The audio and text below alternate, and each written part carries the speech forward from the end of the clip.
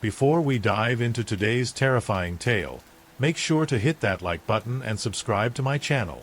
Don't forget to click the bell icon so you never miss a spine-chilling story. Let's get into it. The abandoned subway.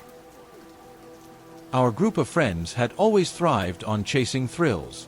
Whether it was sneaking into abandoned buildings or testing our nerve in haunted houses, we were constantly seeking out the next adrenaline rush. That night, we decided to tackle something a bit more ambitious, exploring the abandoned subway line that had been closed off years ago after a series of mysterious disappearances. We gathered at Jason's place around midnight, the hour when the city's pulse seemed to slow and the shadows deepened. Jason, the de facto leader of our little thrill-seeking crew, had found a map of the old subway tunnels online, complete with some dubious urban legends about the place. According to him, the subway was a hotspot for ghost stories and disappearances. Exactly the kind of thing that made our skin crawl in the best way possible. We were all in agreement, fueled by a mix of excitement and trepidation. After a quick stop at the convenience store for supplies, flashlights, a couple of first aid kits, and some snacks, we made our way to the entrance. It was a forgotten access point, concealed behind a rusting fence and half buried in weeds. We pushed our way through the undergrowth, feeling a thrill of apprehension as we squeezed through the narrow gap. As we descended into the tunnels, the air grew colder, carrying a musty scent of damp concrete and decay. The sound of our footsteps echoed strangely in the vast, empty space, and the occasional drip of water from the ceiling created a rhythm that seemed to amplify the silence. The flickering beam of our flashlights played tricks on the walls, casting long, jittery shadows that seemed to dance just out of reach. The deeper we went, the more the excitement of the adventure began to mingle with an uneasy feeling. The isolation of the tunnels started to settle over us like a heavy blanket. We walked in a loose line, our voices hushed, trying to shake off the creeping sense that we were intruding on something we didn't fully understand. Then, as we ventured further into the darkness, things began to get strange. At first, it was just a faint sound, a rustle or a whisper that didn't quite match the expected echoes of our own movements. We exchanged nervous glances, brushing it off as our imaginations getting the better of us. "It's probably just the wind," Emily said, her voice unsteady. But as we pressed on, the sounds grew more distinct, and the oppressive feeling of being watched became impossible to ignore. I tried to focus on the thrill of the adventure, but the subtle shifts in the atmosphere were unsettling. The thrill of exploring the unknown was being overshadowed by a growing sense of dread. The tunnels seemed to stretch endlessly before us, and the faint noises that seemed to come from just beyond the reach of our flashlights only added to the rising tension. As we delved deeper into the labyrinth of tunnels, the excitement of our initial exploration began to give way to a more sinister atmosphere. The oppressive darkness seemed to close in around us, and the musty, stagnant air was starting to weigh heavily on our senses. The beam of our flashlights revealed the remnants of a world long forgotten. Rusted train cars, their windows shattered and graffiti-laden walls that whispered tales of decay. Every turn we took seemed to bring us further into a shadowy underworld, where the boundaries between reality and nightmare blurred. We stumbled upon an old platform, its tiled walls cracked and peeling. The remnants of faded advertisements clung to the walls like ghostly echoes of a past life. As we approached a set of abandoned train cars, their interiors were eerily intact, save for the thick layer of dust and cobwebs that covered everything. The sight was fascinating and unsettling, a macabre snapshot of the past frozen in time. It was as we were inspecting one of the cars that the first real signs of something amiss became apparent. I caught a glimpse of movement in the periphery of my vision, just a fleeting shadow darting past. My heart skipped a beat, but I tried to convince myself it was nothing more than a trick of the light. "You guys see anything?" I asked, trying to sound casual. Emily and Jason exchanged uneasy looks. "No, I didn't see anything," Emily said, her voice trembling slightly. "But I heard something, like footsteps." The sound of footsteps seemed to echo around us, but when we turned to look, there was nothing there. Our group's chatter fell silent, replaced by a heavy sense of unease. The creeping dread that had been nagging at us since the start of our exploration was now undeniable. Something was definitely not right. As the tension mounted, we pressed on, hoping to find something that would alleviate our fears. It was then that Ryan, who had been unusually quiet, broke the silence with a story he'd heard about the subway's dark history. "You guys know this place wasn't just shut down for no reason," he said, his voice low and serious. I heard that there were a lot of disappearances before they finally closed it. People just vanished, and no one could explain it. Some say it's haunted or that something terrible happened here. His words seemed to hang in the air, amplifying the growing sense of dread among us. The flickering lights of our flashlights cast long, jittery shadows that danced along the walls, and the stories of vanished souls seemed to take on a new, terrifying reality. Every creak and groan of the old station seemed more sinister now, as if the subway itself were aware of our intrusion and eager to reclaim what it had lost. As we ventured deeper into the murky depths of the subway tunnels, the atmosphere grew more oppressive and surreal. The flickering lights of our flashlights cast erratic shadows on the walls, and the air was thick with an unsettling chill. It wasn't long before we began to encounter phenomena that defied explanation. The first sign that something was terribly wrong was when the lights started to flicker uncontrollably, plunging us into brief moments of darkness before sputtering back to life. Each time the light returned, it seemed to reveal something new, a strange, barely discernible whispering coming from the walls, as if voices were trapped within the concrete itself. We huddled together, trying to ignore the unsettling sounds, but the whispers grew more insistent, a constant, low murmur that seemed to seep into our very bones. Our flashlight beams revealed more than just dust and decay. Strange symbols, crudely scratched into the concrete, appeared at random intervals. They were too irregular and chaotic to make any sense of, but their presence only heightened our sense of dread. The symbols seemed to pulse with a dark energy, as if they were watching us. As we pressed forward, the tunnels grew increasingly unfamiliar. The passages twisted and turned in ways that defied the layout we'd seen on our map. The realization struck us with growing horror. We had ventured too far and had lost our way. The familiar landmarks from earlier had vanished, replaced by a labyrinth of shadows and eerie silence. Panic began to set in, and our group's cohesion started to fracture. We argued over which direction to take, our voices rising in desperation. "We should go back the way we came," Emily shouted, her eyes wide with fear. "We have to find an exit before it's too late." Jason, always the pragmatist, argued for moving forward, believing it would lead us back to a known exit. But his confidence faltered as the darkness pressed in around us. The air grew heavy with an almost palpable sense of menace, and every sound seemed amplified in the stillness. Then, amidst the chaos and fear, something happened that we couldn't have anticipated. Ryan, who had been close to the front of our group, suddenly vanished without a trace. One moment he was there, the next, he was gone. It was as if he had been snatched away by an invisible force. His sudden disappearance left us in a state of shock and disbelief. We called out for him, our voices echoing through the tunnels, but there was no response. The oppressive silence that followed was deafening.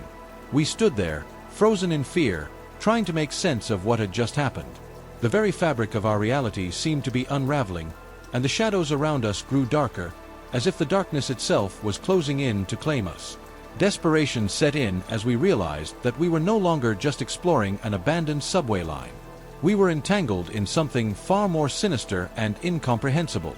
Our only thought now was to escape, to find a way out before we too became part of the subway's dark, twisted history. Our initial panic evolved into a frantic desperation as we struggled to find an exit. The group had shrunk since Ryan's disappearance, leaving just Emily, Jason, and me to navigate the ever-shifting maze of the subway tunnels. The oppressive darkness seemed to mock our efforts, and our flashlights flickered more frequently, casting eerie shadows that danced menacingly around us. Every turn we took seemed to lead us further from our original path. The familiar landmarks we had passed earlier were nowhere to be found, replaced by a bewildering array of indistinguishable corridors. The tunnels felt like they were closing in on us, the walls seeming to shift and change as if the very subway were alive and intent on trapping us within its depths. The sense of isolation was suffocating, and fear was beginning to erode our sanity.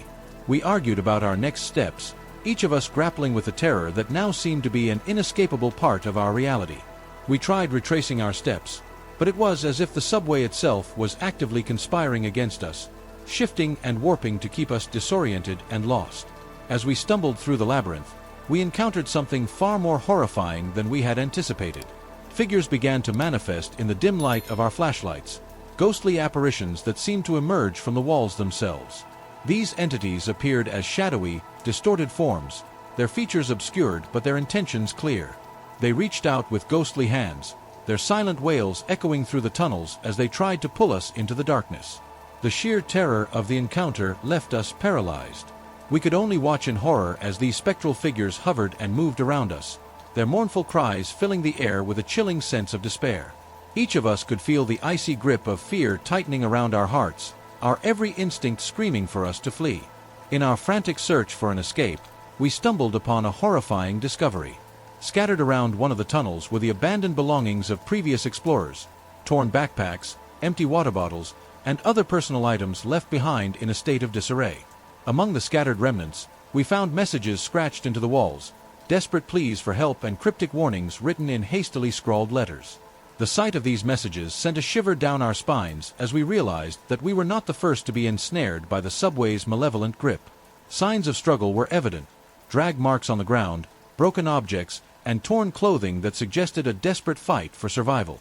The evidence was chilling, a stark reminder of the very real danger we faced. It was as if the subway had a dark appetite for those who dared to venture too deep, and the spirits that haunted its corridors were not merely echoes of the past but active agents, intent on claiming new victims. Our hope of finding a way out grew dimmer with each passing moment. The subway was no longer just a place of abandoned trains and forgotten tracks. It had become a living nightmare, a realm where the past's tragedies replayed themselves in a relentless cycle of fear and despair. Our only chance now was to confront the horrors that awaited us and find a way to escape before we too became part of the subway's grisly history. The remaining friends and I were now in a desperate race against time. The subway tunnels seemed to pulse with a malevolent energy, and the once stable passageways were collapsing around us. Dust and debris fell from the ceiling, and the air grew thick with a stifling sense of impending doom. The oppressive darkness and the eerie silence were punctuated only by the distant, echoing cries of the tormented apparitions that haunted our every step. Our courage was faltering, but we knew that we had no choice but to press on. The malevolent forces that had tormented us were closing in, their presence felt more intensely with every passing second. We were running out of options and out of time. We stumbled through the crumbling tunnels, our fear transforming into a raw, primal drive to escape. As we navigated through the labyrinth, we came upon an old control room, its walls lined with faded maps and grimy equipment. It was there, amidst the remnants of the subway's operational past, that we uncovered a horrifying truth. The subway had been the site of a series of tragic accidents and disappearances, all covered up by authorities to avoid public panic. The dark history of the subway was not just a tale of eerie legends, but a grim reality of lost souls who had met their end within these very tunnels. The realization was a crushing blow. The subway had become a place where the spirits of the past lingered, a prison for the souls of those who had vanished. The apparitions we had encountered were not just random entities, but the spirits of those who had suffered and died in these tunnels, seeking vengeance or simply trapped in their own eternal torment. We faced the final confrontation with the ghosts of the subway's past. Each of us was forced to confront our deepest fears, manifesting in the spectral forms that seemed to feed on our anxiety and desperation. The tunnel became a battlefield between our resolve to escape and the dark forces determined to pull us back into the abyss. In a final frantic effort, we followed a narrow, hidden passageway revealed by the control room's maps. The passage was treacherous and unstable, but it seemed to offer a glimmer of hope. As we scrambled through the dark, collapsing tunnel, we could hear the anguished cries of the spirits growing louder, their presence almost tangible as if they were reaching out to drag us back into their realm. Our escape was a harrowing ordeal. The passage seemed endless, and we were on the brink of collapse from exhaustion and fear. Just as hope was fading, we emerged into the fresh night air, the coldness of the outside world a stark contrast to the suffocating heat of the subway. We had barely escaped with our lives. The sight of the subway's entrance fading into the distance was both a relief and a haunting reminder of the horrors we had endured. The darkness of the tunnels was now behind us, but the memories of our experience would forever be imprinted on our minds. The fate of those who had come before us remained a chilling enigma. The subway, with its dark history and malevolent forces, continued to lie in wait for the next unsuspecting explorers. As we made our way back to the safety of the city, we knew that we had narrowly escaped the same grim fate as those who had vanished into the subway's depths. Our ordeal had ended, but the shadows of the subway would forever linger in our thoughts, a dark reminder of the horrors that lay hidden beneath the surface of the everyday world. The last station. I had just finished a grueling day at work, and the last thing I wanted was to deal with a crowded subway ride. My feet felt like lead as I trudged to the station, each step heavier than the last. I was desperately hoping for a quiet, uneventful ride home, but the usual crush of bodies on the platform was almost unbearable. To my surprise, when I arrived, the platform was eerily empty. My relief was palpable as the train pulled in, its metal body seeming almost welcoming in the dim light. I stepped aboard and found the car nearly deserted. A few scattered passengers were slumped in their seats, barely moving, but I was grateful for the space. I chose a seat near the back and sank into it with a sigh. The silence was a stark contrast to the chaotic day I'd had. I tried to relax, closing my eyes and letting the rhythmic clatter of the wheels on the tracks lull me into a sense of calm. But it didn't last. An uneasy feeling began to creep over me. It was subtle at first, a chill that ran down my spine, a faint sense of discomfort. I opened my eyes and looked out the window, expecting to see the familiar cityscape of towering buildings and neon lights. Instead, the view was unervingly different. The usual urban scenery was replaced by dark, desolate landscapes that seemed to stretch endlessly into the night. I frowned, trying to shake off the growing sense of dread. Maybe it was just the exhaustion playing tricks on me. I turned my attention back to the interior of the train, but the unsettling feeling refused to leave. The train lurched forward, and I watched as the city lights slowly faded into the darkness. The train continued moving, but a growing sense of unease settled over me. It felt as though we were traveling at a slower pace than usual, and the stations we passed were unlike any I recognized. The names of these stations didn't match anything on my map, and the surroundings outside the windows had grown increasingly unsettling. The once familiar cityscape was now replaced by shadowy, indistinct shapes. The few streetlights that punctuated the darkness cast eerie, elongated shadows that seemed to writhe and shift. The train's lights flickered intermittently, adding to the disconcerting atmosphere. Each flicker seemed to deepen the shadows, making the already strange landscape outside look even more menacing. An oppressive silence filled the air, occasionally broken by the distant, jarring sound of metal screeching against metal. My heart began to race as a chill settled in my bones. Something wasn't right. I decided to investigate, hoping that getting up and moving around would offer some clarity. I left my seat and walked through the empty cars, the clatter of my footsteps echoing strangely in the quiet. Each car I entered was as deserted as the last, with the passengers who had been there earlier now vanished. The few that remained were seated in the shadows, their faces obscured and their bodies unnaturally still. I tried to muster the courage to approach them, but their presence only seemed to deepen my anxiety. As I wandered from car to car, the sense of isolation grew more intense. The flickering lights and the unsettling silence made every shadow seem threatening, every creak of the train ominous. I hoped to find someone who could explain what was happening, but instead, I was met with nothing but more silence and increasingly disturbing surroundings. I began to realize that something was very wrong, and the comforting hum of the city had been replaced by a growing dread. I needed answers, but all I could find were more questions and an ever-deepening sense of foreboding. As I moved from car to car, the dim lighting made everything look even more surreal. In the darkened corners of each car, I saw people seated in their seats. Their faces were shrouded in shadow, and they remained completely still. I tried to catch glimpses of their expressions, but their features were obscured by the oppressive darkness. A cold shiver ran down my spine as I approached them, hoping for some interaction that might explain what was happening. I cleared my throat and tried to speak, but they remained motionless, their eyes fixed straight ahead, as though they were staring into an abyss beyond the train windows. Their eyes were unsettling, hollow, almost as if they were empty sockets staring back at me. There was something profoundly disturbing about their silence and the way they completely ignored my presence. No matter how loudly I spoke or how much I shook their shoulders, they didn't move or react. It was as if they were part of the scenery, as though their very existence was a dark reflection of the emptiness around me. With each passing car, the feeling of dread deepened. These passengers seemed less like ordinary people and more like distorted versions of my own fears and insecurities. They mirrored my anxieties in a way that was both chilling and profound. I began to feel a horrifying realization settle in. The passengers weren't just silent and eerie, they were manifestations of my own darkest thoughts. Every glance at their vacant faces, every movement of their shadows, seemed to whisper my own fears back to me. The train wasn't just a means of transportation, It was a twisted manifestation of my psyche, dragging me deeper into my own nightmares. The oppressive atmosphere weighed heavily on me, and I felt an overwhelming urge to escape, but the train seemed endless. The faces in the shadows remained fixed and unyielding, a constant reminder of the darkness that lurked within me. The train began to slow down, and an icy grip of fear tightened around my chest. I peered out the window and saw a station looming in the distance, a station that was nowhere on any map I had ever seen. It was a desolate place, with flickering lights casting long, menacing shadows across the empty platform. The scene was like something out of a nightmare, and the sense of dread grew stronger with each passing second. Desperate to escape this creeping horror, I rushed to the doors, hoping to get off the train before it came to a complete stop. My hands trembled as I pushed the door button, but the doors remained stubbornly shut.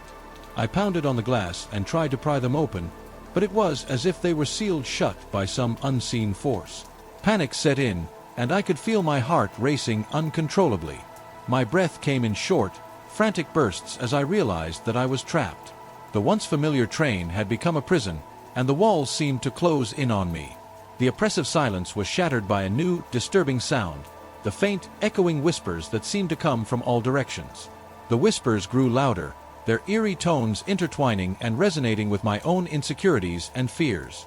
It felt as if the very air around me was thick with the voices of my deepest anxieties, taunting and tormenting me. Each whisper seemed to dredge up a different fear, amplifying it until it was all I could hear. The temperature in the car dropped sharply, and I could see my breath misting in front of me. The cold seemed to seep into my bones, making it hard to think clearly. My mind raced with thoughts of escape, but every plan I tried seemed futile. The station outside grew closer, and the sense of impending doom was overwhelming. I was trapped in a nightmare that was all too real, with no apparent way out. The whispers continued to grow more insistent, wrapping around me like a suffocating shroud. I needed to find a way out before the train reached the final stop, and I was consumed by the darkness that awaited me. The train shuddered to a halt at the final station, and a cold dread settled in the pit of my stomach. I hesitated, but something compelled me to step off the train. The moment my foot touched the platform, I knew this place was wrong. It wasn't just a station, it was a twisted manifestation of my own mind, a place where reality and nightmare blurred together. The air was thick and heavy, almost suffocating, as if the very atmosphere was pressing down on me. The lights flickered, casting long, distorted shadows that seemed to stretch and twist into grotesque shapes. The walls were lined with strange, shifting images, visions of moments I had tried to forget, memories I had buried deep within myself. They flickered like broken film reels, playing out scenes of fear, regret, and guilt. As I moved deeper into the station, the disembodied voices began to whisper again, but this time they were louder, more insistent. They taunted me with my own thoughts, echoing the doubts and fears I had tried so hard to suppress. The voices seemed to come from all around me, each one a different shade of my own anxiety, growing louder with every step I took. I wandered through the labyrinthine corridors of the station, each turn leading me further into this hellish reflection of my own psyche. The walls seemed to close in on me, and the floor beneath my feet felt unstable, as though it might give way at any moment. The entire station was a maze of twisted metal and broken glass, with no clear path to follow. As I stumbled through the darkness, the oppressive atmosphere began to wear me down. My heart raced, and I could feel the cold sweat running down my back.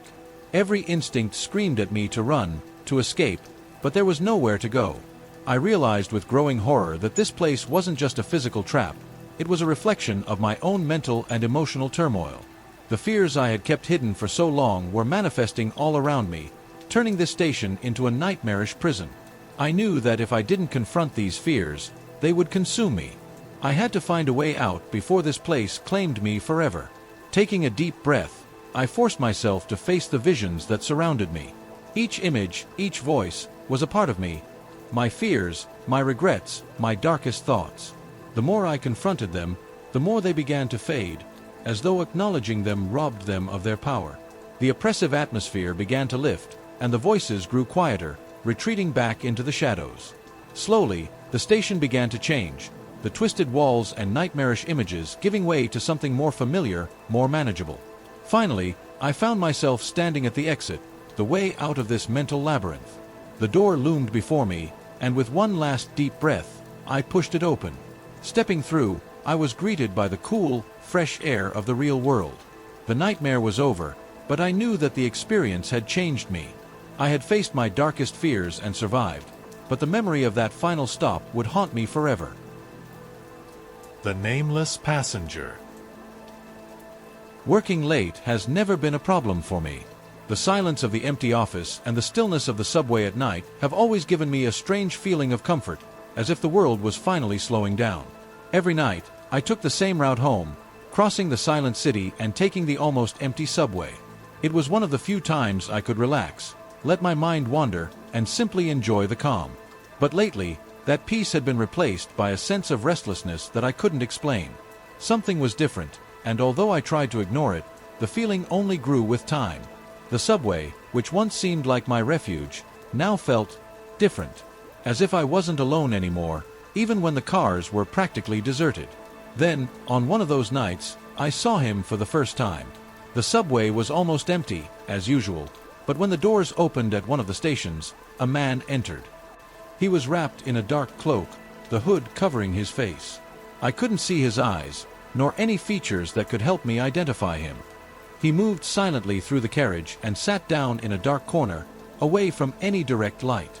I tried not to pay too much attention, but there was something about him that bothered me deeply. The subway continued its usual route, stopping at each station, but the man didn't move. He just was there, as if he was waiting for something, or maybe someone. My station arrived, and I got off, but I couldn't help but look back, hoping to see him leave too. He didn't leave. The doors closed, and the subway continued on its way, taking him away. In the days that followed, I noticed he was always there. Every night, in the same carriage, in the same corner, with the same dark cover. And he never came down. The discomfort inside me began to grow, a nagging feeling that I couldn't shake. I tried to rationalize it, telling myself it was just a coincidence. Maybe he worked similar hours to me, or maybe he was simply heading somewhere far away. But each night, his presence seemed more and more disturbing. I couldn't understand why it affected me so much. He never spoke, never moved suspiciously. He just sat there, motionless, like a shadow. Still, something inside me knew this wasn't normal. Something wasn't right, and more, I felt like the subway at night was no longer a safe place for me. Each night, the feeling of discomfort grew. I could barely concentrate on work, and when it was finally time to leave, a knot would form in my stomach at the thought of taking the subway. I knew he would be there, in the same carriage, in the same position, and the thought of seeing him again had me on the verge of a breakdown. It was then that the whispers began. The first time, I thought it was my imagination playing tricks. I was sitting in the carriage, a few meters away from him, as usual, when I heard the sound. It was low, barely noticeable, but it was there. I turned my head, trying to locate the source, but the carriage was empty except for the two of us. The whispers seemed to come from all directions, engulfing me, but when I listened closely, I couldn't make out any words. Just that low, constant sound, like someone was speaking directly into my ear. The feeling of being watched was overwhelming. No matter where I sat in the car, I felt his eyes on me, even though he never turned his head in my direction. It was as if his presence expanded, filling the entire space around me, slowly suffocating me. I tried to calm down, telling myself it was just paranoia, but each night, the whispers grew louder, clearer, and more impossible to ignore. This tension began to seep into my daily life. I started having nightmares, vivid dreams where I saw myself trapped in an endless subway car, with that man always watching me from the shadows. I woke up in a cold sweat, my heart was pounding, and his image was engraved in my mind. At work, my productivity plummeted. I was exhausted, always looking over my shoulder, feeling like that presence followed me, even when I was far from the subway. I tried to avoid the subway at all costs. I started leaving work at different times, trying to catch trains earlier or later, but somehow he was always there. No matter what time I arrived at the station, he got into the same carriage as me, always in the same place, always in the same way. It was like he knew where I would be, like he was waiting for me. That feeling of being hunted intensified every night. The subway, which was once a simple means of transport, now turned into a nightmare. I couldn't escape him no matter what I did. His presence became a constant in my life, a shadow that followed me everywhere. I was being suffocated by this invisible terror, and the worst part was that I didn't know what it wanted from me. All I knew was that every night it got harder to get home, but I had no other choice. The subway was the only way, and he was always there, waiting. The whispers were becoming clearer, more persistent. At first, they were just indistinct noises, but now they formed words, sentences that seemed to echo directly in my mind. Words that no one else could know, that no one else could say. It was as if the subway itself was speaking to me, reminding me of something I had buried deep in my mind. Something I never wanted to revisit. I started having flashbacks, glimpses of a past I tried to forget. Each time the whispers began, they brought with them images of what I had tried to erase. Fragments of memories, scenes that I didn't want to remember, but that now invaded my mind mercilessly. It was a traumatic event, something that changed my life forever, something I had buried so deeply that I thought I would never have to deal with it again. One night, I couldn't stand it any longer. I was tired, exhausted from so much fear, from running so much from what seemed inevitable. I knew I needed to confront him, face this mysterious man who had become a constant shadow in my life.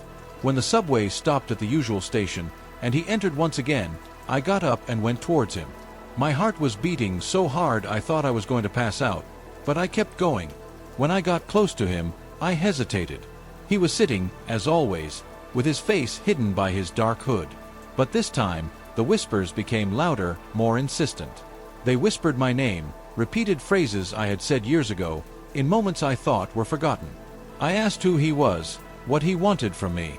My voice was shaking, but I tried to sound steady. It was then that, for the first time, he moved. Slowly, he lifted his head, just enough for me to see his face. What I saw made me recoil in horror. It was a familiar face, but distorted, as if caught between the past and the present. I recognized his eyes, his gaze, but something was terribly wrong. He looked broken, like he had been shaped by years of suffering and anger and pain. And then, memories flooded my mind. I knew who he was. He was a part of my past, a part that I had buried, that I had tried to forget at any cost. But he was back, and now I had to face what I'd done. I didn't want to believe it. I tried to deny it. I tried to push away the connection that was forming in my mind, but it was useless. He was real, and he was here for a reason. The whispers, the memories, everything pointed to a truth I didn't want to face. The weight of my past began to come crashing down on me, becoming more and more crushing. I knew that from that moment on, nothing would be the same. My dark secret had come back to haunt me, and I didn't know if I had the strength to deal with it. Running away was no longer an option. I was trapped, both on the subway and inside my own mind. And he, that nameless passenger, was the personification of everything I was afraid to face. My past was here, and there was no escaping it. That night the air felt different, heavy in an unnatural way. There was a darkness in the subway that wasn't limited to the lack of light. It was as if the darkness itself had come to life, coiling around me. The carriage was colder than ever, the kind of cold that sinks into your bones and makes your skin crawl. I knew that would be the night it all came to an end. I had to confront him. There was no more running away. When he entered the carriage, as he always did, I felt filled with desperate determination. The fear I felt no longer mattered. The terror he brought with him had already infiltrated every aspect of my life, and I could no longer live like this. He was sitting at the back of the carriage. His presence seemed to swallow up what little light was left. With my heart hammering in my chest, I walked toward him, each step feeling like I was sinking into an invisible floor, as if the subway itself was trying to hold me back. When I finally stood in front of him, I faced that dark hood that hid his face. My voice was shaky but firm as I stared at him, demanding to know who he was and what he wanted from me. "Who are you? Why are you chasing me? What do you want from me?" I asked, feeling anguish and panic rising in my chest. The silence that followed was unbearable. It was as if time had stopped, and the subway, once so familiar, now seemed like a distorted, unreal place where logic didn't exist. Finally, he started to move. With a slowness that seemed torturous, he lifted his head, and I saw his eyes, those eyes I feared so much. He began to speak. His voice was a deep whisper, carried with a weight that seemed crushing. He told me he wasn't a person, but a physical manifestation of the guilt and regret I had carried for so long. He was a part of me, A part one had tried to suppress, ignore, and forget. But I couldn't escape him anymore, because he was there to force me to face what I'd done. His words fell on me like a sentence. The atmosphere around me became oppressive. The carriage seemed narrower, the walls getting closer, as if space itself was imprisoning me. The ground shook beneath my feet, and the sound of the subway running along the tracks turned into a low, haunting hum. It was as if the world around me was unraveling, distorting in response to the revelation. I realized that the man in front of me was the personification of all my mistakes, of all the decisions I made that ended in tragedy. He was the result of everything I tried to sweep under the rug, all my regrets encapsulated in a physical form. And now, he was here, forcing me to face the truth I had spent so long trying to forget. I felt a wave of panic wash over me, but at the same time, something inside me knew this was the only way to free myself. I had to accept what I did. I had to face my demons, or they would continue to haunt me forever. I didn't know if I had the strength to do it, but at that moment, I realized I had no choice. The truth was in front of me, and I would have to face it, no matter how terrifying it was. The weight of the choice was overwhelming, and I knew this was my last chance. The subway around me had turned into an arena of conflict, where every corner reflected a fragment of my crumbling mind. I found myself surrounded by visions of the memories I feared most, the ones I had buried so deep I thought they would never surface again. But there they were, forcing me to face them, with no escape. The passenger, the embodiment of all my guilt, slowly advanced towards me, his every step making the air around me become thicker, almost impossible to breathe. He was no longer just a hooded shadow. He now looked more like me, a distorted version, marked by the scars of my past. His eyes were mine, but filled with a pain and despair that I recognized but had refused to accept for so long. I knew I needed to make a decision. I could keep running away, burying myself in denial, or I could finally face everything head-on, accept what I've done, and try to free myself from this endless cycle of fear. The fear was palpable, like a wild animal stalking me, ready to devour me if I made the wrong choice. Breathing heavily and my heart hammering in my chest, I closed my eyes for a moment, trying to gather the strength I needed. When I opened them again, the passenger was just a few steps away from me. His presence was overwhelming, as if he were the very weight of my guilt materialized. But instead of backing down, I stepped forward, facing him head-on, determined to end this once and for all. The memories came flooding back with devastating force, each one hitting me like a sledgehammer. I saw the faces of the people I hurt. I heard the words I never should have said. I felt the pain of the wrong choices. It was like my very spirit was being ripped apart, but I knew I had to bear it, that this was the only way to free myself. The passenger seemed to grow larger as my emotions intensified, his form distorting into something even more terrifying. But I held on, facing every memory, every feeling of regret and guilt. I couldn't run away anymore. I could no longer let these shadows rule my life. Finally, after what seemed like an eternity, I felt a change. The passenger, once so menacing, began to shrink, his form becoming increasingly translucent. I realized it was fading, weakening as I faced my own truths. With one last look, he vanished into nothing, leaving only the silence of the carriage and the rapid beat of my heart. I was back on the subway, but now it felt different. The oppression was gone, and the carriage was bright again, as if the burden I had been carrying had finally been lifted. The carriage door opened, and for the first time in a long time, I felt the fresh air and the promise of a new beginning. I left the train, not as the person who had gotten on, but as someone who had faced their worst nightmares and survived. On the other hand, there was the possibility that everything had gone wrong. If I hadn't found the strength to confront my memories, I might still be trapped in that train car, living in an endless loop of terror, unable to escape my own mind. But for now, I had chosen liberation. And with that, I hoped my past would finally leave me alone.